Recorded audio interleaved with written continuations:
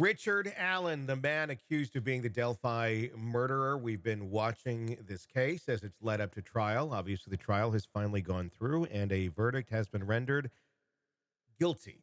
That is what the jury found him. And as we've said from the beginning, this man, if any, has a get a new trial free card. We'll get into that in just a little bit. Joining me to discuss, Robin Dreeke, retired FBI special agent, chief of the Counterintelligence Behavioral Analysis Program.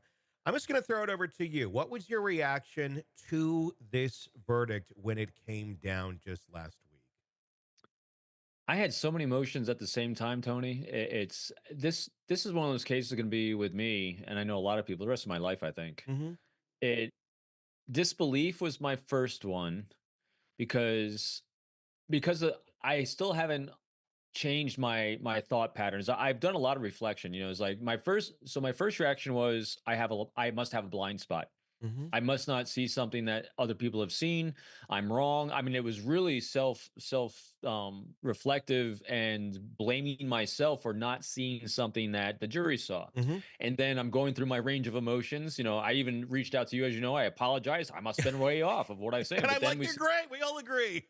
I know. And then I look at what Jennifer Hoffendeffer Yeah. posted, and she does the same thing. She does a beautiful job of outlining the behavior arc.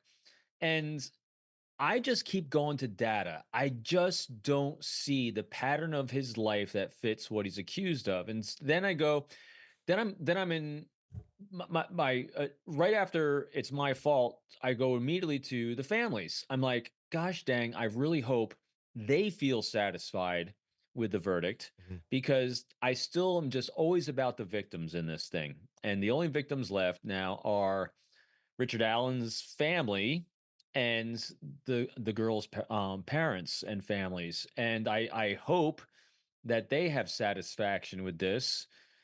But it's hard to it's just hard. It's just there's so many emotions in there. And then I'm like, well, then I start looking at the defense attorneys. What could they have done differently? What could they have done better? They were hamstrung with so many things, as I know we're going to go through. It's just it unfortunately, from beginning to end, from everything you and I have looked at, analyzed, commented on, and all your other contributors, nothing has changed. No. And that's what's just disappointing. I still have not changed my mind on what I'm seeing and what I'm assessing, and yet he's guilty. Yeah. I don't get it. You had a lot more self-reflection on this case than I did. When I heard the verdict, I'm like, they're wrong. I'm like, they're just wrong.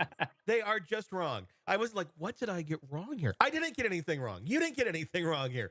I mean, facts are facts. And it's not like you or me had some sort of inflated, maybe this could be possible story here.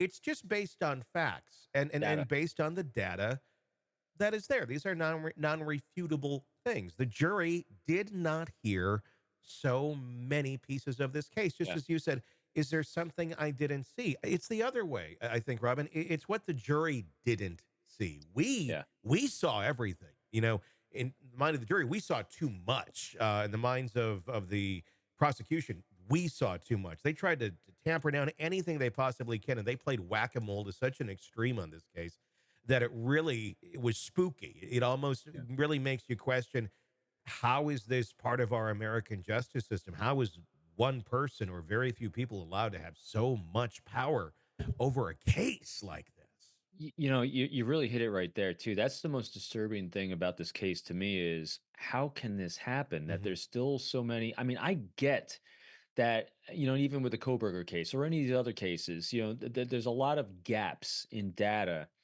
but but in every other case you and I have talked about, in all these cases I generally see there's always going to be gaps. There's always going to be data that you wish you had, a weapon, a witness, or something like this. But there's always that lifestyle behavior arc that says it makes sense. Mhm. And I'm not saying he didn't do it. I'm just saying there's nothing that makes sense that he did it. Yeah. That's what's missing for me, Yeah. and they didn't allow that to come to light for the jury or during this prosecution. So after all my emotions of going around in self-flagellation and blaming, I'm back with you. I don't Yeah. think we're wrong. No. It's not that I think he's innocent or guilty.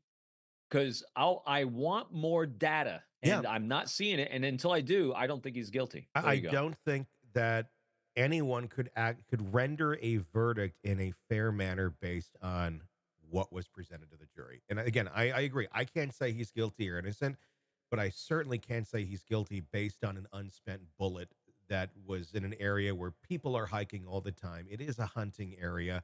So you do have people that are going to have those in their pocket. You had how many officers wandering around the area as well at the crime scene? It's a very likely possibility a bullet fell from someone other than Richard Allen. And the signs of, oh, it was went through his gun. That's so bunk. I mean, run it through any gun, you're going to get some sort of a marking on it. And then to say it specifically his without any evidence, mind you, there was no scientific proof that went into this that said, oh, yes, this is why, look, we even have this. Or there was nothing. It was just, this is what we Yeah. think. Same with the guy, the officer that testified, going, that's his voice. Okay, like what did you run it through? What's your testing method? Like what program did you do to identify and get a signature that it is his voice? Nothing. It was just his opinion.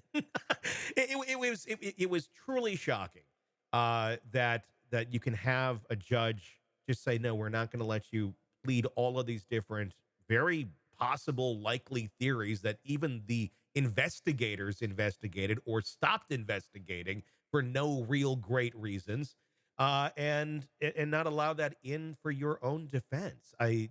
It's one of those things that's shocking. If you don't know how the court system works in this country, you don't understand that a judge can do this. I didn't understand that until I started diving into true crime. I'm like, really? A judge can just say Yeah. you can't defend yourself using these theories or these arguments? Yeah, it can be done. That's how this case was done, which You- is how we got I to this. know.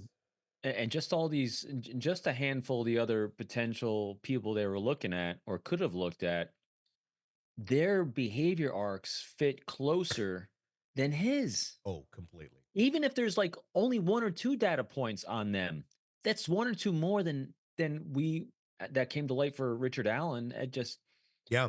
now, and also I'm not a jury blamer or a victim Mhm. blamer, so I definitely the jury did the best they They could did the best they could. Yeah. with the instructions that, because again, we didn't I don't know the instructions that they got. I don't know, their perceptions. I did hear I was on another show and someone's actually in the courtroom during it, and where and I'm giving my I'm pontificating like I am now about what I'm not seeing, and this person came out of the courtroom saying, oh, the jury's going to convict them, and I was like, really? Yeah. So I guess that the tenor in the courtroom was very different than, again, because we're not there, we're not Mhm. experiencing it as they are. And also, I really thought hard about this one too. I think they really wanted, and everyone wanted someone to be guilty. Yeah. They want to find, so there can be closure. And I get that. I I just wish they I just wish we all felt better about this. I agree. Hey, thanks for checking out the video. Be sure to follow us wherever you download podcasts, and especially Apple Podcasts, where you can get advanced episode and premium content on our premium channel right there. Also, be sure to follow us on social media so you don't miss any breaking updates on the stories that matter to you most. We're on TikTok, X, Instagram, Facebook. Just search Hidden Killers Podcast with Tony Bruschi, and you'll find us right there. Again, thanks for watching.